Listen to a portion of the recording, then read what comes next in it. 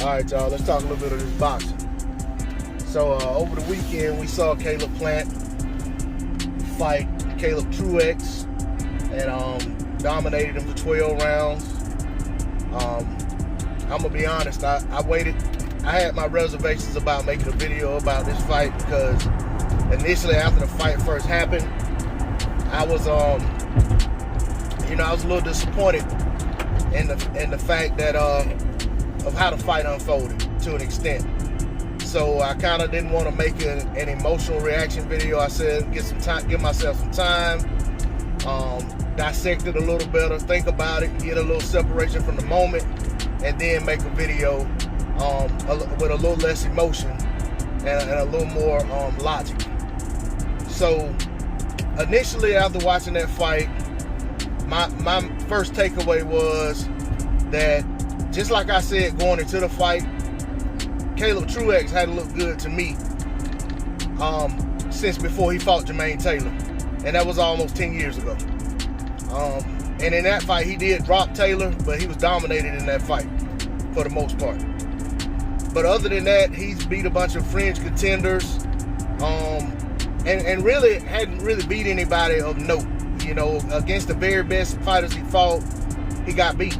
You know, and in a lot of cases, he got beat very easily.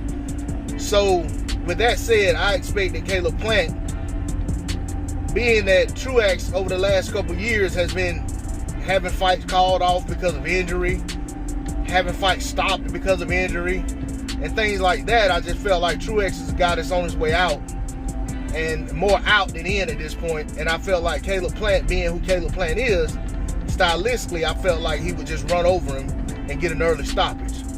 Well, that wasn't to be the case.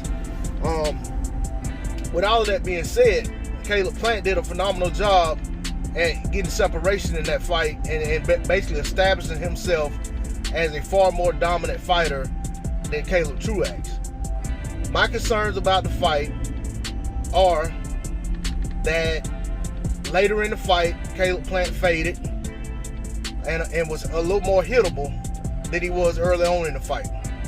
And he was getting hit with some flush shots.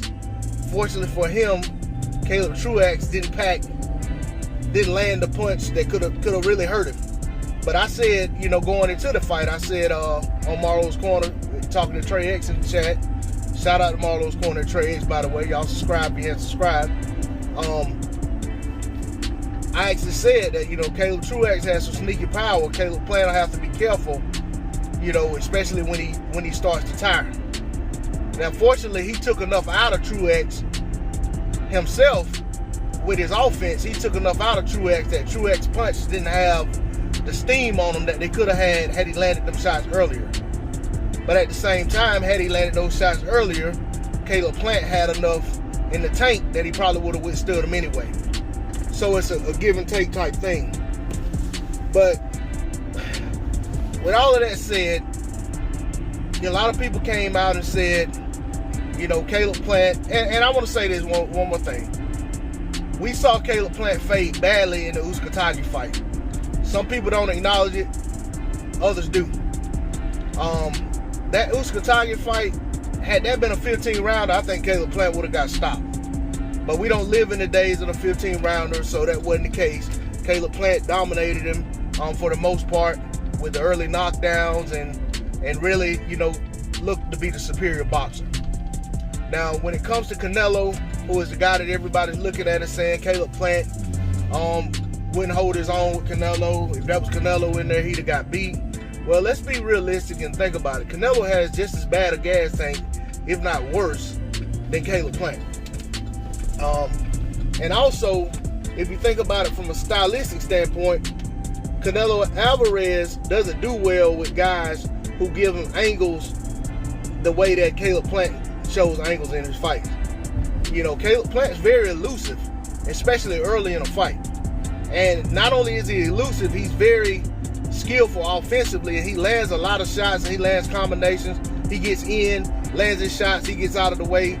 And Canelo isn't the fastest fighter in the world, people.